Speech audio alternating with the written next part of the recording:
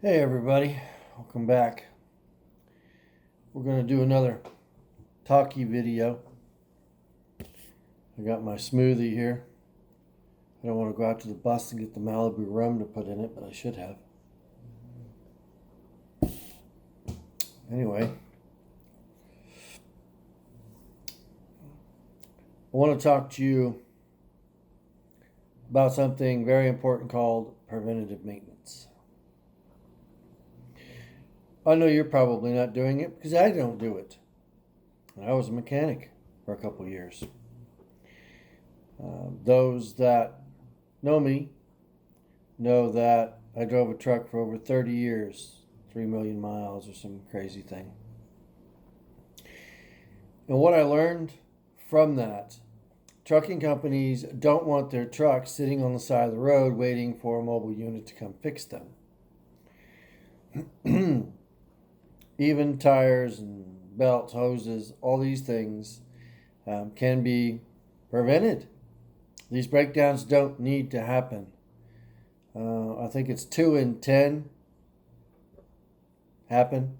The other 8 times it could have been prevented. Staggering numbers.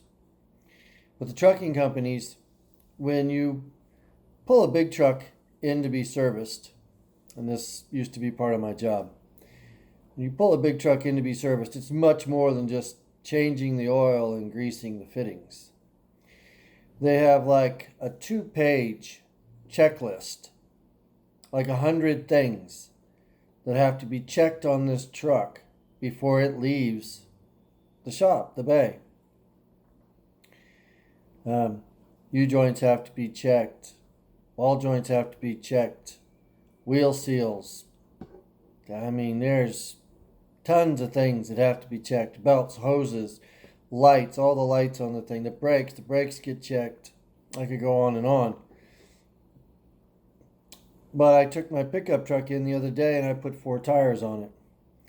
When you buy 4 tires, you get a complimentary front end alignment. They put my truck up on the rack, took it right back off the rack. My wife came to me and said, "Your front end's shot." Wow. Okay. I didn't really think about that, but after she said it on the drive home, I thought, yeah, you know what? I had that front end rebuilt about 10 years ago. And I don't ever remember pulling it into someplace and saying, "Hey, check my front end." So I'm no better than you are. But when you drive an RV, and this video is basically targeted towards my RV friends. When you drive an RV, you're going to do a lot of miles. And you're going to be out there on the road. You can't call your buddy come pick you up. Can't call your buddy come tow you in. You're out there on the side of the road. I guess what woke me up to this fact, again, was I was coming back from Colorado and I went to pull out of a department store and I heard this loud squealing noise from under the hood. I thought, wow, that's kind of strange. I haven't heard that before. Well, I thought, okay, when I get a chance, I'll check that. Right, I forgot. Got down the road a little farther. Yeah, big squealing sound again when I went to pull out of someplace. Thought, yeah, you know what? I need to check that. So I pulled the hood, got a flashlight, looked at the belt. The video I posted before this one will show you what that belt looked like, and it ain't pretty. I didn't want to change it on the road for the same reason I made that video. It took 3 attempts to get the right tensioner. It took 4 attempts to get the right belt. I'm sitting on the side of the road, or I'm sitting in a rest area, or I'm sitting in some kind of parking lot somewhere. I don't want to be waiting a week for a part. That's, to me, sitting in a parking lot's an unsecure place. At any time, a cop could come by and say, "Move." I can't move, I'm broke down. Next thing he's going to do is call a tow truck. Now you've got a hell of a towing bill. And what you were going to fix, I think that belt and that tensioner cost me a little over $150 for the parts. Did them myself. If I'd have had done that at a mechanic shop, it would have been $400.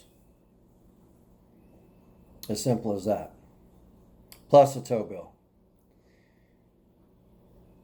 So what I'm proposing,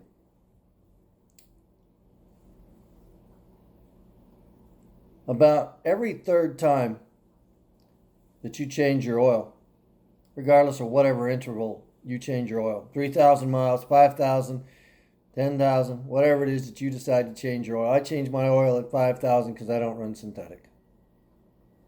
Or a synthetic blend sometimes. If you're not mechanically inclined, I urge you to take it to a shop and tell them to do a preventative maintenance. Is it going to cost you some money? Yeah, you bet it is. It's going to cost probably, I don't know, $200-$300, $200. I don't know, I'm guessing. But being stranded on the side of the road with a huge tow bill for something as stupid as a belt and a pulley that could have been prevented like I did. I took a look at it. I saw it was in bad shape. I took the chance and I made it home because I only had about 400 or 500 miles to make it home. But I took a chance because that belt was in bad shape. I don't advise that. But preventative maintenance and keep up on your tire pressure. That's real important.